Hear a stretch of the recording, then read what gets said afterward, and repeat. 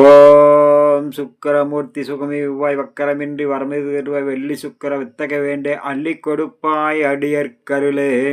நண்பர்களே, இன்றைய நாள் இனிய நாள் நிகழ்ச்சியில் உங்களை சந்திப்பதில் மிகவும் மகிழ்ச்சி. இன்று விஸ்வாவசு வருடம் வைகாசி மாதம் 30ஆம் தேதி 13/6/2025 வெள்ளிக்கிழமை.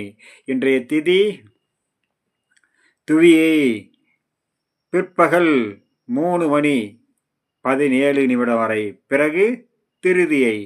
இன்றைய நட்சத்திரம் பூராடம் இரவு 11:21 வரை, பிறகு உத்திராடம். நேத்திர 2, ஜீவன் 1. நண்பர்களே, இன்றைய குளிகாதி நேரம்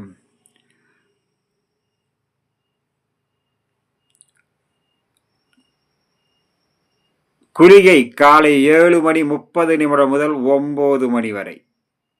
ராகு காலம் 10:30 முதல் 12 வரை. யமகண்டம் பிற்பகல் 3 முதல் 4:30 வரை. இன்று வார சூலை மேற்கு தென்மேற்கு. பரிகாரம் வெள்ளம் காலை 10:48 வரை. நண்பர்களே, இன்றைய நட்சத்திரத்துடன் கூடிய ராசி பலன் ஒவ்வொரு நட்சத்திரத்தில் பிறந்தவர்களுக்கும் அவர்களை சார்ந்த ராசிக்கும் எப்படி இருக்கும் என்பதனை இப்போது காண்போம். நண்பர்களே, இன்று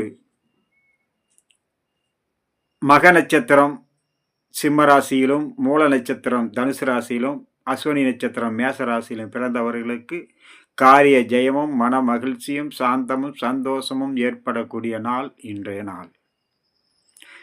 எடுத்த காரியம் வெற்றி தரும், மனமகிழ்ச்சி கொடுக்கும், எண்ணியது நிறைவேறும்.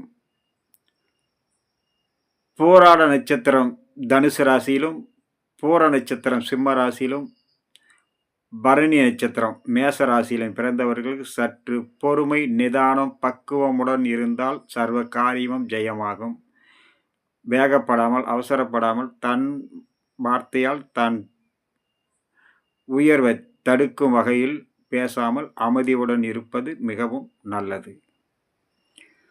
கிருத்திகை நட்சத்திரம் மேசம் ரிஷபராசியிலும், உத்திர நட்சத்திரம் சிம்மம் கன்னி ராசியிலும், உத்திராட நட்சத்திரம் தனுசு மகர ராசியிலும் பிறந்த நண்பர்களுக்கு எண்ணியது நிறைவேறும். வீட்டுக்கு தேவையான பொருள்கள் வந்து சேரும். குடும்பத்தில் சில எதிர்பார்த்த நன்மைகள் நடக்கும். வீட்டில் உள்ளவர்கள் அனைவரும் அனுசரித்து ஒன்றோடு ஒன்று சேர்ந்து ஒரு பணியை செய்யும் நிலை உருவாகும். கூட்டு தொழில் செய்பவர்களுக்கு நன்மை தரும். மிருக சீரிச நட்சத்திரம் ரிஷப மிதுன ராசியிலும், சித்திரை நட்சத்திரம் கன்னி துலா ராசியிலும், அவிட்ட நட்சத்திரம் மகரம் கும்பராசியிலும் பிறந்தவர்களுக்கு பெரிய அளவுக்கு இழப்புகளும் இல்லை, பெரிய அளவுக்கு வருவாயும் இல்லை. நடுநிலையான நாள். சில நன்மைகள் நடக்கும், சில வருமானங்கள் வரும். சில எதிர்பார்த்தது நன்மையாக முடியும். பெரிய அளவுக்கான எதிர்பார்ப்பு சற்று நிதானப்படும். மாலை நேரத்தில் சற்று கவனமுடனும் எச்சரிக்கையுடனும் இருக்க வேண்டிய நாளாக இருக்கிறது. கவனமுடன் இருக்க வேண்டும். அதாவது இரவு நேரத்துக்கு பிறகு. திருவாதிரை நட்சத்திரம் மிதுன ராசியிலும், சுவாதி நட்சத்திரம் துலா ராசியிலும், சுவாதி நட்சத்திரம் கும்பராசியிலும் பிறந்தவர்களுக்கு எண்ணியது நிறைவேறும். மனமகிழ்ச்சி கூடும். சர்வ காரியமும் ஜெயமாகும். தடைப்பட்ட காரியம் கைகூடி வரும்.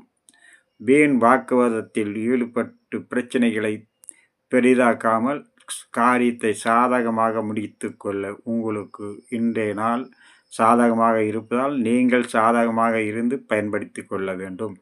நண்பர்களே, புனர்பூச நட்சத்திரம் மிதுனம் கடகராசியிலும், விசாகம் துலாம் விருச்சக ராசியிலும், பூரட்டாதி கும்பம் மீனராசியிலும் பிறந்தவர்களுக்கு சற்று பொறுமை நிதானம் பக்குவமுடன் தன் வார்த்தையே தனக்கு சிக்கலாக மாறும். உடன் இருப்பவர்களால் சிறு பிரச்சனைகள் சிக்கல்கள் கூடும்.